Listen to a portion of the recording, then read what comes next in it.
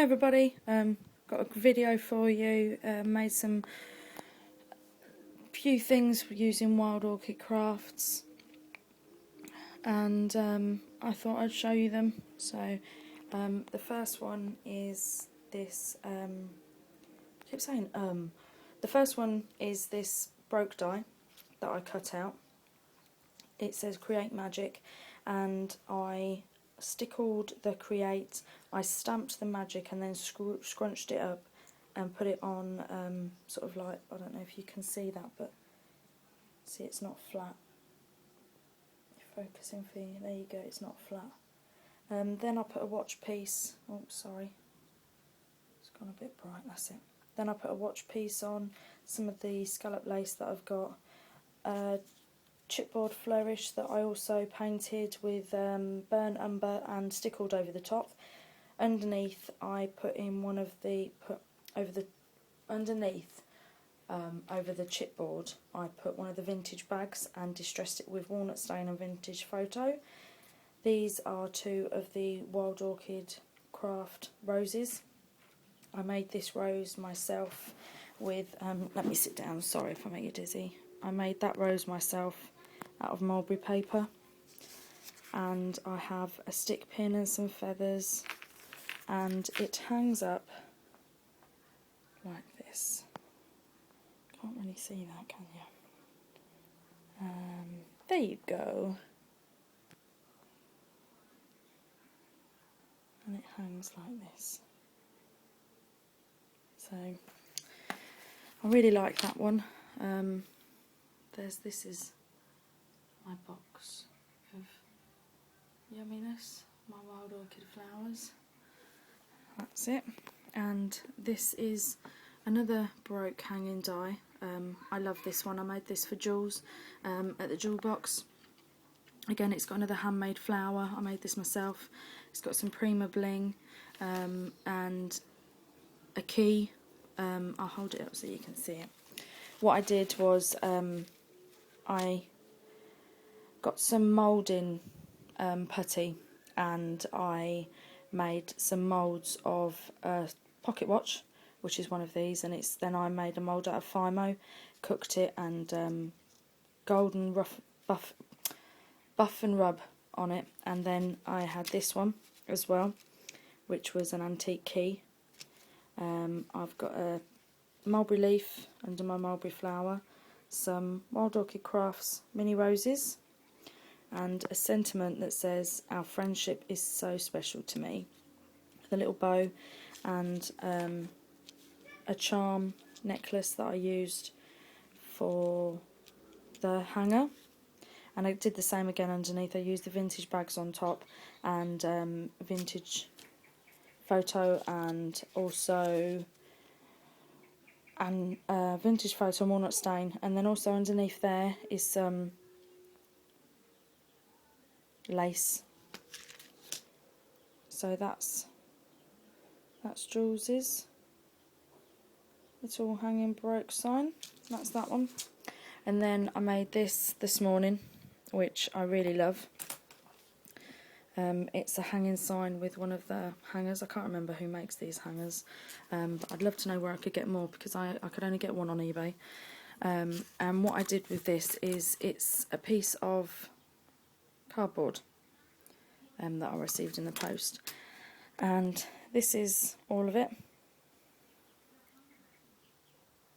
and I love it, and I'll go over it. What I did in the background, let me focus in, is I painted burnt umber underneath. Is it umber? Yeah. Underneath, and then I went over the top, let it dry till it was just about dry, and then I went over the top with white acrylic paint, and I put the heat gun on it until it bubbled and cracked, and this is the effect I got. I'm really pleased with it. I think it looks great. And it all bubbled, and then I went over it with vintage photo and walnut stain. I used the Madeline Prima papers. Here's one with the butterflies, and this is also part of that as well. This is Coordinations papers. I put some pearls at the top here and went over it with some of my vintage lace. Here's the Wild Orchid Crafts. I've got the rose, the gardenia, the other rose, and then this is some of the trim. I cut off one and put a pearl in the middle. Here is a metal corner that I went over with alcohol inks, ginger and latte, just to sort of dust it up a little bit. Underneath here, this is one of them paper doilies that I got. I don't know if you can remember, in one of my first haul videos I got about 120 for 99 pence, so that was a really good deal. And then up here I have another Wild Orchid Craft flower, a butterfly that I also went sort of rubbed on some alcohol ink, ginger and latte as well, just to sort of give it the antique-y feel. Got a stick pin here, and I think it turned out really nice. I think it's really, really pretty. So I'm going to put in a picture of my sister, I think, in that one. So that's that one. Then I made another frame as well, and this frame is, let me just come out a little bit. Can you see that?